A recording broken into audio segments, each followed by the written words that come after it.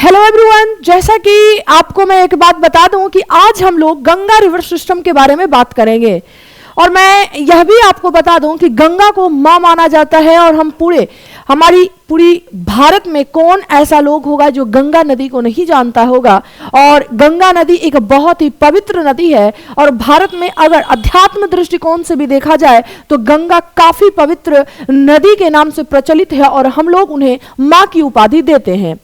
मेरे दोस्त ध्यान में रखना कि यूं ही नहीं इन्हें मां कहते हैं, क्योंकि गंगा नदी का जो पानी होता है बहुत सारे नदियों के संगम से हमारी गंगा बनती है। तो आइए उसी के बारे में आज हम लोग डिस्कस करेंगे कि आखिर में क्या कुछ है हमारे इस गंगा मां में, कितने प्रयाग का निर्माण करती है। धीरे धीरे से एक चीजें इसको हम लोग धीरे धीरे देखेंगे और इसी श्रेणी में हम लोग आगे बढ़ेंगे। चलिए, तो सबसे पहला जो है हम लोगों का जो है, देखिए ये जो है एक स्टूडेंट है हम ही लोग के जैसा, आप ही लोग के जैसा, वो पूछ रहा है कि यहाँ पे देखिए क्या है कि आखिर गंगा नदी कहां से निकलती है। ये पूछ रहा है क्योंकि इसे जो है, जैसे कि हम लोग बोलती भाषा में बोलते हैं कि गंगा नदी गंगोत्री ग्लेशियर से निकलती है, गंगा नदी गंगोत्री ग्लेशियर से निकलती है। जब ये छोटे बच्चे होते हैं तो इसको यही सिर्फ पता होता है कि गंगा नदी गंगोत्री ग्लेशियर से होता है। जैसे ही अपर क्लास में आता है कि उसे पता चलता है, अरे यार गंगा नदी तो बहुत सारी नदियों के संगम से बना हुआ है, इस बंदा को समझ नहीं आता है और फिर इस पे रिसर्च करना स्टार्ट करता है और इसे डीप में जाना, गंगा नदी के बारे में डीप अध्ययन करने का प्रयास करता है। तो चलिए हम लोग भी आपको देखते हैं। तो सबसे पहले देखिए कि मैं आपको बता दूं कि गंगा नदी कितने झमेला से बनती है। देखिए अभी हम लोग इसके बारे में डिस्कस करते हैं। सबसे पहले अगर आप हिमालय के बारे में डिस्कस किए होंगे तो हिमालय में एक ग्रेट हिमालय जो है माउंटेन श्रेणी है, ध्यान में रखना, ग्रेट हिमालय, ठीक है ना। ग्रेट हिमालय रेंज के बारे में आप लोग सुने होंगे। अब आइए उसी से बहुत सारे संबंधित जो है हमारे पर्वत होते हैं। जैसे कि अगर हम यहाँ पे लिखें तो सबसे पहले ध्यान में रखना एक पर्वत होती है जिसका नाम होता है बंदरपूछ पर्वत, जिसका नाम क्या होता है, बंदरपूछ। ध्यान में क्या रखना है, बंदरपूछ, ठीक है ना, एकदम से ध्यान में रखना, बंदरपूछ पर्वत, ठीक है। दूसरा में अगर हम यहाँ पे लिखें तो एकदम से चीजें को ध्यान में रखना है। यहाँ पे एक पर्वत लिखते हैं जिसका नाम है गोमुख पर्वत, जिसका नाम क्या है बाबू, तो गोमुख पर्वत है, ठीक है। आगे अगर हम इससे बढ़ते हैं तो अगर आगे हम जाते हैं तो एक पर्वत है जिसका नाम हम लोग लिखते हैं केदारनाथ, जिसका नाम क्या लिखेंगे हम लोग, तो ध्यान में रखना है, जिसका नाम क्या लिखेंगे तो केदारनाथ लिखेंगे, ठीक है ना। क्या लिखेंगे तो केदारनाथ लिखेंगे, ये भी चीजें ध्यान में रखना है, ठीक है ना। क्या लिखेंगे तो केदारनाथ, ठीक है। आइए लिखते हैं केदारनाथ, ठीक है। केदारनाथ ये सारे के सारे पर्वत है और सबके सब उत्तराखंड में है। उसके बाद एक और यहाँ पे नदी का नाम लिखते हैं जिसका नाम है, क्या नाम लिखेंगे तो जिसका नाम है बद्रीनाथ। क्या नाम है बाबू, तो ध्यान में रखना बद्रीनाथ। ये सबके सब पर्वत है। और जैसा कि हम लोग आपको एक बातें बताते हैं कि जितनी भी हमारी पर्वतें हैं सबसे संबंधित कोई ना कोई ग्लेशियर है कि नहीं है। अब यहाँ पे देखो कि ये जो हमारी बद्रीनाथ है, बद्रीनाथ जो पर्वत है यहाँ से संबंधित एक ग्लेशियर है। उस ग्लेशियर को क्या बोलते हैं, तो अगर ये चीजें हम बताएं आपको तो इस ग्लेशियर से संबंधित एक जो ग्लेशियर है जिसे सतोपंथ ग्लेशियर के नाम से जानते हैं।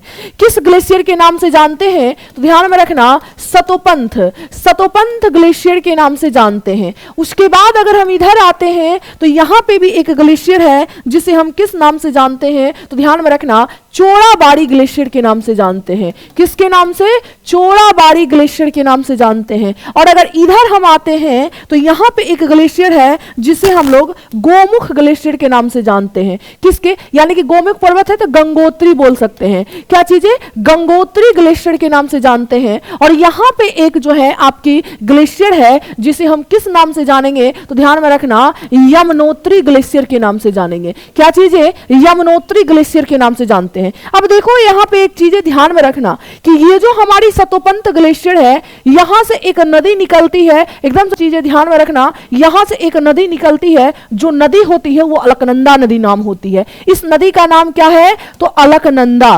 क्या नाम है बच्चा, तो अलकनंदा। अब यहाँ पे देखो, अगर आपसे कभी भी क्वेश्चन आए कि अलकनंदा अलकनंदा नदी किस ग्लेशियर से निकलती है? तो सतोपंत ग्लेशियर से निकलती है। सतोपंत ग्लेशियर किस पर्वत का पार्ट है? तो देखो यहाँ पे बद्रीनाथ पर्वत है, और ये किस हिमालय से संबंधित है? ये सबके सब आपके ग्रेट हिमालय से संबंधित है, और ये सबके सब पर्वत आपको कहां मिलेंगे? उत्तराखंड में मिलेंगे। यह भी चीजें आपको ध्यान में रखना। अब होती क्या है कि अब इस अलकनंदा में एक यहां से एक नदी आती है छोटी सी, वो नदी आके यहां पे मिल जाती है, और ये जो नदी होती है उसको ध्यान में रखना, इस नदी का नाम होता है धौली गंगा। इस नदी का नाम क्या होगा? तो एकदम से ध्यान में रखना, इस नदी का नाम होगा धौली गंगा। और धौली गंगा जहां पे अलकनंदा में मिलती है बाबू, एकदम से चीजें ध्यान में रखना, उस वहां पे एक प्रयाग का निर्माण करती है, और उस प्रयाग को क्या बोलते हैं? तो आइए उस प्रयाग को बोलते हैं विष्णु प्रयाग। उस प्रयाग को क्या बोलेंगे? तो उस प्रयाग को बोलेंगे हम लोग विष्णु प्रयाग। ठीक है ना? क्या बोलेंगे? विष्णु प्रयाग। ठीक है, चलिए आगे क्वेश्चंस पे देखिए। अब उस जो है, एक मिनट इसको थोड़ा सा, ठीक है, तो यहां पे क्या बोलेंगे इसे? तो विष्णु प्रयाग बोलेंगे। आगे यहां पे चलिए, अब यहां से फिर एक नदी छोटी सी आती है और यहां पे एक मिलती है, और ये जो नदी होती है ये होती है नंदाकिनी। ये कौन सी नदी होती है? तो याद में रखना, नंदाकिनी नदी होती है। और नंदाकिनी जहां पे मिलती है अलकनंदा में, उस एक और प्रयाग का निर्माण करती है। उस प्रयाग को क्या बोलेंगे? तो ध्यान में रखना, इस प्रयाग को हम लोग बोलेंगे नंद प्रयाग। क्या बोलेंगे हम लोग? तो नंद प्रयाग बोलेंगे। यह भी चीजें ध्यान में रखना। आगे फिर एक नदी आती है, इसके भी बारे में ध्यान में रखना। एक नदी इधर से आती है और यहां पे आके मिल जाती है, और ये नदी होती है पिंडार नदी। ये कौन सी नदी है बाबू? तो ध्यान में रखना है, ये पिंडार नदी है। और यहां पे जो अलकनंदा में जहां पे मिलती है वहां पे एक प्रयाग का निर्माण होता है, और उस प्रयाग को हम लोग क्या बोलेंगे? तो ध्यान में रखना, इस प्रयाग को हम लोग बोलेंगे कर्ण प्रयाग। क्या बोलेंगे हम लोग? तो कर्ण प्रयाग बोलेंगे। यह भी चीजें ध्यान में रखना। क्या बोलेंगे? कर्ण प्रयाग। आइए आगे चीजें बढ़ते हैं। आगे यहां पे देखो, यहां पे ये चोड़ाबाड़ी ग्लेशियर है। चोड़ाबाड़ी ग्लेशियर से एक नदी निकलती है जिसका नाम होता है मंदाकिनी। जिसका नाम क्या होता है? तो ध्यान में रखना, इसका नाम होता है मंदाकिनी। क्या नाम होता है? मंदाकिनी नदी। और यहां पे जो प्रयाग का निर्माण होता है, इस प्रयाग को क्या कहते हैं? तो आइए इसको समझते हैं। इसको बोलते हैं हम लोग रुद्र प्रयाग। क्या बोलेंगे हम लोग? इसको बोलेंगे रुद्र प्रयाग। अब आगे बढ़िए। अब यहाँ पे ये जो है, हम इसको थोड़ा सा बढ़ा देते हैं। अब ये जो गंगोत्री ग्लेशियर है ना, यहीं पे सब खेला होती है, और यहीं से लोग समझते हैं कि गंगा गंगोत्री ग्लेशियर से निकलती है। एक्चुअल में बाबू क्या होती है कि ये जो गंगोत्री ग्लेशियर है, यहां से आपकी भागीरथी नदी निकलती है। कौन सी नदी निकलती है? तो हम थोड़ा सा तिरछा बनाने का प्रयास करते हैं। क्या चीजें? तिरछा बनाने का प्रयास थोड़ा करते हैं, क्योंकि तिरछा जब बनाएंगे तभी चीजें बनेगी। चलिए तो फिर से हम एक बार अलकनंदा को बना लेते हैं, क्योंकि अलकनंदा लगता है मिट गई। ठीक है, यहां से देखिए, यहां से ये अलकनंदा आई ऐसे करके, ये सब जहां जहां मिली है उस चीजें को अब यहां से हम आगे बढ़ाते हैं। ठीक है, अब आगे बढ़ाएं। ठीक है, अब यहां पे आइए। अब यहां से जो है हम लोग क्या, यहां से हम भागीरथी को मिलाते हैं। यहां से कौन नदी आई? तो ध्यान में रखना है, भागीरथी आई। तो इसको कौन सी बोलेंगे? तो भागीरथी नदी। कौन सी नदी बोलेंगे इसे? भागीरथी नदी बोलेंगे। और भागीरथी नदी जहां पे अलकनंदा में मिलेगी उसी को बोलते हैं देव प्रयाग। उसे क्या बोलेंगे हम लोग? तो देव प्रयाग कहेंगे। यह भी चीजें ध्यान में रखना। क्या बोलेंगे इसे?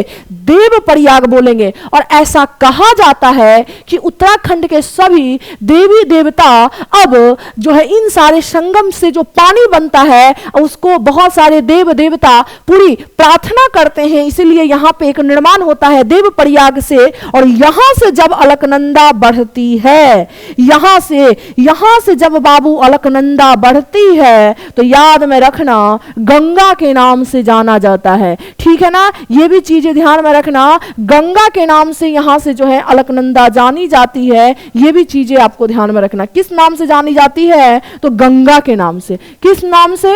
तो गंगा नदी के नाम से जाना जाता है। यह भी चीजें ध्यान में रखना। तो कभी कभी क्वेश्चन अगर आपसे पूछा जाए कि ये बताइए कि कितना प्रयाग का निर्माण होता है। तो यहां पर देखो, एक प्रयाग यहां पे विष्णु प्रयाग, दूसरा में आ गया नंद प्रयाग, तीसरा में आ गया कर्ण प्रयाग, चौथा में आ गया रुद्र प्रयाग, पांचवा में आ गया देव प्रयाग। तो कितने प्रयाग का निर्माण हुआ? 5 प्रयाग का। और ये पांचों का पांचों प्रयाग कहां है? उत्तराखंड में। कहां पे है? उत्तराखंड में है। एकदम से चीजें ध्यान में रखना। अब यहां पे आइए, आगे की चीजें हम देखते हैं। अब अगर क्वेश्चन अगर आ जाए आपसे कि अलकनंदा कहां से गंगा के नाम से जानी जाती है, तो ध्यान में रखना हरिद्वार से। कहां से? हरिद्वार से। ध्यान में रखना अलकनंदा यानी कि हरिद्वार से अलकनंदा गंगा के नाम से जानी जाती है, अर्थात भारत के मैदानी क्षेत्र में प्रवेश करती है।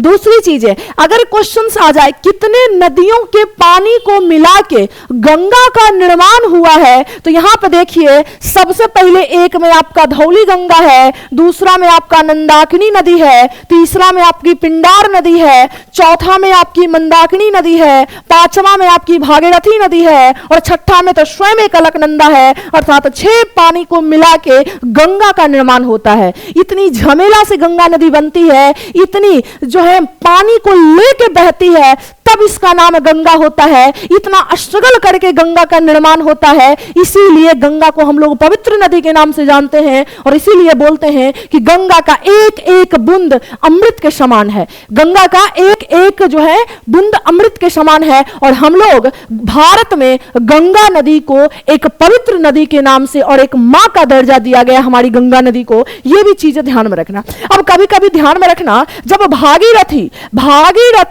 जब याद में रखिएगा किससे मिलती है, जब भागीरथी जब अलकनंदा से मिलने से पहले एक नदी भिलांगना इसमें मिलती है, और यहीं पे एक बांध का निर्माण होता है जिसे आप टिहरी बांध के नाम से जानते हैं। किस नाम से जानते हैं? टिहरी बांध के नाम से जानते हैं। यह भी चीजें ध्यान में रखना। और टिहरी बांध भारत का सबसे ऊंचा पर स्थित बांध है, ठीक है ना। भारत के सबसे ऊंचा पर स्थित बांध है, यह भी चीजें ध्यान में रखना है, ठीक है ना। तो आई होप पंच प्रयाग, और ये पांचों के पांचों प्रयाग कहां बाबू स्थित है? तो सबके सब उत्तराखंड में स्थित है। कहां पे? उत्तराखंड में स्थित है। और दरोगा मेंस का आप जाके प्रीवियस ईयर पेपर देखो, यहां से क्वेश्चंस आए हैं। बीपीएससी का आप क्वेश्चंस जाके देखो, यहां से क्वेश्चंस आए हैं पंच प्रयाग से। इसीलिए पंच प्रयाग को एकदम से ध्यान में रखना।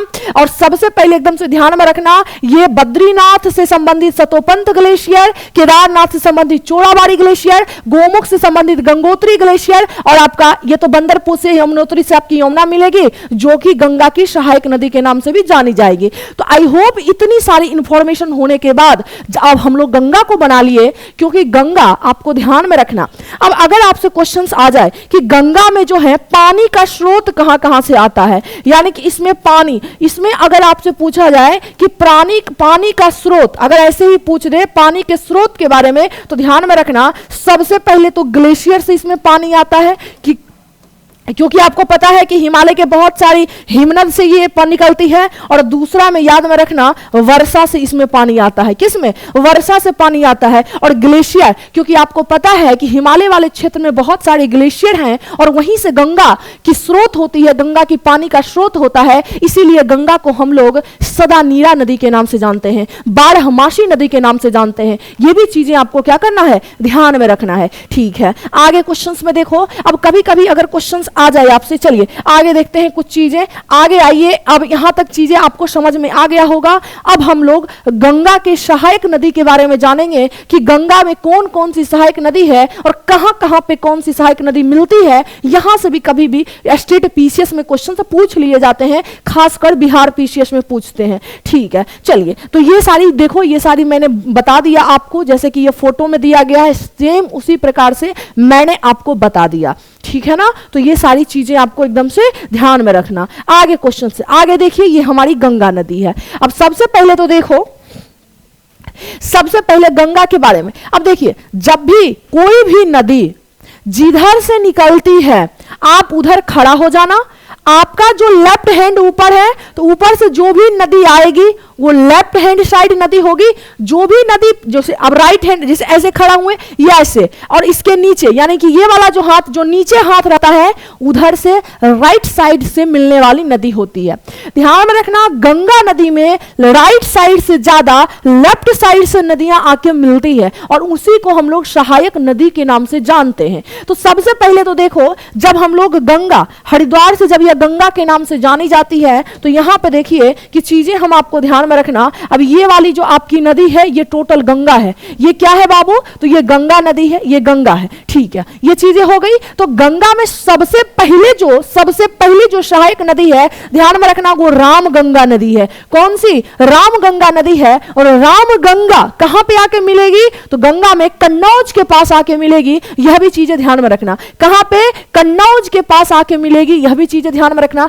दूसरी सबसे सहायक नदी गोमती होती है और गोमती गंगा में कहां आके मिलेगी? लखनऊ में आके मिलती है। कहां पे आके मिलेगी? लखनऊ में आके मिलेगी। एकदम टू द पॉइंट चीजें बता रहे हैं और यहां से क्वेश्चंस बहुत बार पूछे गए हैं, ठीक है। दूसरी नदी देखो, अगर आपसे ध्यान में रखना, एक नदी है जिसका नाम है घाघरा। बाबू घाघरा नदी के बारे में ध्यान में रखना। अगर मैं घाघरा की बात करूं तो घाघरा नदी कहां पे आके मिलती है? तो ध्यान में रखना बिहार के छपरा में आके गंगा नदी से मिलती है। कौन सी नदी? तो ध्यान में रखना घाघरा। आगे देखिए यहां पे गंडक है। कौन सी नदी है? गंडक नदी है। गंडक की मैं अगर बात करूं तो गंडक आके कहां पे मिलती है? तो गंडक आपको यहां पे आके मिलती है, सोनपुर के पास आके गंगा में मिल जाती है। उसके बाद यहां पे देखिए, उसके बाद यहां पे कौन सी नदी? एक और गंडक के बाद एक बूढ़ी गंडक होती है। एक यहां पे बूढ़ी गंडक नदी है। बूढ़ी गंडक की मैं बात करूं तो बूढ़ी गंडक आके कहां मिलती है? तो ध्यान में रखना खगड़िया के पास आके गंगा में मिल जाती है।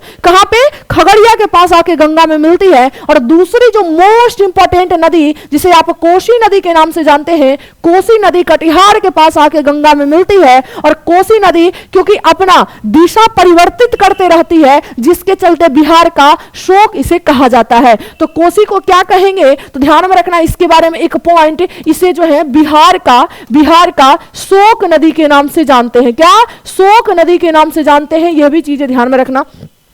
और याद में रखिएगा गंगा में सबसे अंतिम जो सहायक नदी है, गंगा की सबसे पहली सहायक नदी रामगंगा कहां पे आके मिलेगी? कन्नौज के पास आके गंगा में मिलेगी। सबसे अंतिम नदी कौन हो जाएगी? महानंदा। ध्यान में रखना महानंदा जो नदी है वो कहां पे? वो ध्यान में रखना वो वेस्ट बंगाल और बिहार के बीच में बॉर्डर का काम करती है और महानंदा सबसे लास्ट में आके गंगा में मिल जाती है वेस्ट बंगाल में। ये भी चीजें आपको ध्यान में रखना। ये भी चीजें आपको क्या करना है? ध्यान में रखना। तो सबसे पहले क्रोनोलॉजी में अगर आपसे पूछा जाए, क्रम में पूछा जाए तो एक नंबर में आपका हो गया रामगंगा, दूसरा में हो गया आपकी गोमती, तीसरी में हो गई घाघरा, चौथा में हो गई गंडक, उसके बाद बूढ़ी गंडक, छठा में आ गई कोसी और सातवां में आ गई आपकी महानंदा। और ये सब आपके लेफ्ट साइड से मिलने वाली गंगा में नदी है, सहायक नदी है, ठीक है। यहां से चीजें हो गई। अब देखो लेफ्ट साइड से तो बता दिए, अब राइट साइड से मिलने वाली जो मोस्ट इंपॉर्टेंट नदी है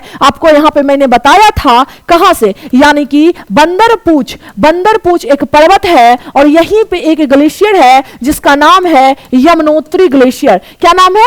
यमुनोत्री ग्लेशियर। यहां से यमुना निकलती है और इलाहाबाद के पास गंगा में आके मिलती है और वहीं पे भाई साहब याद में रखना गंगा और यमुना का मिलन होता है। उसी को तो प्रयागराज बोलते हैं। उसी को क्या बोलते हैं? प्रयागराज बोलते हैं। और गंगा में सबसे लंबी जो नदी होती है वो यमुना नदी होती है और यमुना और गंगा का जब संगम होता है तो इलाहाबाद में प्रयागराज का निर्माण होता है। इलाहाबाद का अब तो नाम प्रयागराज ही पड़ गया, ठीक है ना। उसके बाद याद में रखना सोन नदी जो है आपके पटना में आके मिलती है गंगा में। यह भी चीजें ध्यान में रखना। और सोन नदी मध्य प्रदेश के मैकाले पर्वत श्रेणी के अमरकंटक की पहाड़ी से सोन निकलती है और यह गंगा की महत्वपूर्ण सहायक नदी है। यह भी चीजें ध्यान में रखना। तो आपको ध्यान में रखना। उसके बाद कर्मनाशा भी है, टोंस भी है इसकी सहायक नदी। तो ये महत्वपूर्ण नदी है आपकी यमुना नदी, सोन नदी, गंगा की अति महत्वपूर्ण सहायक नदियां हैं राइट साइड से और लेफ्ट साइड से भी मैंने बता दिया। अब देखो क्या होता है। अब जब गंगा नदी, अब देखिए सबसे पहले तो ध्यान में रखना कि गंगा नदी बहती कहां कहां है। तो सबसे पहले की बात अगर किया जाए तो गंगा नदी बहती कहां कहां पे है। तो अगर मैं ये बात करूं तो सबसे पहले देखो कहां कहां पे, उत्तराखंड में बहेगी। कहां पे बहेगी? कहां पे बहेगी आपकी नदी? तो उत्तराखंड में बहेगी।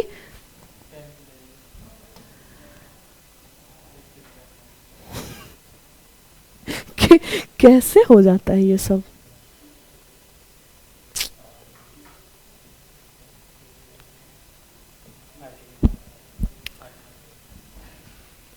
चलिए ठीक है, तो वो चीजें तो हम लोगों ने बता दिया था। चलिए आगे देखते हैं। कुछ थोड़ा सा ये पैनल में प्रॉब्लम है जिसके चलते चीजें इनपुट सही से जा नहीं पा रहा है। ठीक है, तो चलिए हम लोग देखते हैं। हम लोग बोलेंगे कि पैनल को सही किया जाए जल्द से जल्द। आगे देखिए, तो चीजें को हम लोग अभी मैंने ले रही हूं और यहां पे प्रॉब्लम हो गई। ठीक है, तो इसीलिए मेरी गुजारिश है कि पैनल को सही किया जाए, तभी जाके सही से हम लोग इनपुट दे पाएंगे। ठीक है, चलिए तो यहां पे देखते हैं कि गंगा की अगर मैं बात करूं कि कहां कहां बहती है, तो आइए सबसे पहले देखते हैं। सबसे पहला अगर राज्य की बात किया जाए तो ध्यान में रखना उत्तराखंड कहां पे है, तो उत्तराखंड है, ये भी चीजें ध्यान में रखना। दूसरे नंबर की बात अगर किया जाए तो दूसरा में आपका उत्तर प्रदेश आता है। कहां पे? उत्तर प्रदेश। तीसरा में अगर मैं बात करूं तो तीसरे में आपकी बिहार हो गई, और बिहार के बाद आपका कौन है? झारखंड है। ठीक है ना, झारखंड में भी बहती है। और आपको यह भी ध्यान में रखना पश्चिम बंगाल में भी। कहां पे? पश्चिम बंगाल। पश्चिम बंगाल में भी क्या बोलती है? नदी हमारी गंगा बहती है। जब पश्चिम बंगाल में हमारी जब गंगा जाती है तो याद में रखना है, पश्चिम बंगाल में जब हमारी नदी जाती है तो हड़के बैराज के पास दो भाग में बट जाती है। क्या करती है? दो भाग में बट जाती है। मान लिया जाए कि ये नदी आई, गंगा आई, और पश्चिम बंगाल में ये दो पार्ट में विभाजित हो गई। पहला पार्ट जो पश्चिम बंगाल में होती है, वहां पे उस शाखा को हुगली नदी के नाम से जानते हैं। किस नदी के नाम से? हुगली नदी के नाम से जानते हैं। और जो शाखा बांग्लादेश में जाती है, जो शाखा बांग्लादेश में गंगा की जाती है, उसे हम पद्मा नदी के नाम से जानते हैं। किस नदी के नाम से? पद्मा नदी के नाम से जानते हैं। ये भी चीजें आपको ध्यान में रखना है। ठीक है ना, क्या चीजें? ये भी चीजें आपको ध्यान में रखना है। तो आई होप ये सारी चीजें आपको पता होगा। सबसे ज्यादा अगर नदी की बात करूं तो सबसे ज्यादा उत्तर प्रदेश में ये नदी बहती है। और गंगा की टोटल अगर लंबाई की बात अगर किया जाए तो गंगा की टोटल लंबाई 2525 किलोमीटर है। अर्थात हमारी टोटल फ्लो जो गंगा नदी करती है वो 2525 किलोमीटर करती है। और मैं आपको यह भी बता दूं कि गंगा जो मुहाना बनाती है वो बंगाल की खाड़ी में अपना मुहाना बनाती है। कभी कभी क्वेश्चन आपसे पूछ लिया जाएगा कि गंगा की जो है, गंगा के किनारे बहुत सारे शहर हैं जिसके बारे में आपसे पूछा जाता है। तो देखो यहां पे आगरा वगैरह, आगरा, वृंदावन या फिर हमीरपुर, इटावा, ये सब यमुना नदी के किनारे है। प्रयागराज गंगा नदी के किनारे है। गंगा प्रयागराज आपको पता है ना, गंगा और यमुना के संगम पे है। ठीक है, उसके बाद देखो यहाँ पे हरिद्वार वगैरह तो गंगा नदी के किनारे। उज्जैन मोस्ट इंपॉर्टेंट शिप्रा नदी के किनारे है। ठीक है ना, ग्वालियर, कोटा, चंबल नदी के किनारे। या फिर आप कोलकाता की बात करो, हुगली नदी के किनारे है। हुगली नदी क्या है? गंगा की एक शाखा है जो वेस्ट बंगाल में बहती है, उसी को हम हुगली नदी के नाम से जानते हैं। और उसी के किनारे कोलकाता शहर की स्थापना हुई है। ठीक है ना, जमशेदपुर स्वर्णरेखा नदी के किनारे है। अयोध्या सरयू नदी के किनारे। आपको मैं बता दूं कि अयोध्या का जो राम मंदिर है, अयोध्या में ही अभी हाल ही में राम मंदिर बना था, जिसका उद्घाटन 22 जनवरी 2024 को नरेंद्र मोदी जी के द्वारा किया गया था। उसके बाद नासिक गोदावरी नदी के किनारे है। मंदसौर या शिवपुरी काली या सिंध नदी के किनारे। सूरत आपकी ताप्ती नदी के किनारे है। ये सारे गंगा के किनारे स्थित शहर है जहां से क्वेश्चंस एक दो आपसे पूछ लिए जाते हैं। ठीक है ना, तो आज की हमारी क्लासेस यहीं तक होती है। बाकी अगर नदी यानी कि रिवर सिस्टम से अगर आपको क्लासेस चाहिए तो आप हमारे कमेंट बॉक्स में जरूर कमेंट करिएगा, जिसके चलते पूरी रिवर सिस्टम से, चाहे वो हिमालय से निकलने वाली नदियां हो या प्रायद्वीपीय भारत से निकलने वाली नदियां हो, दोनों से संबंधित हम एक मैराथन सेशन ले लेंगे जो कि 3 से 4 घंटे में लगभग वो पूरी नदी में आपको कवर अप करवा दूंगी, जो कि आपके एग्जाम्स के लिए बहुत ही ज्यादा यूजफुल होगा। मिलते हैं फिर अगले वीडियो में, तब तक के लिए बहुत बहुत धन्यवाद। Thank you.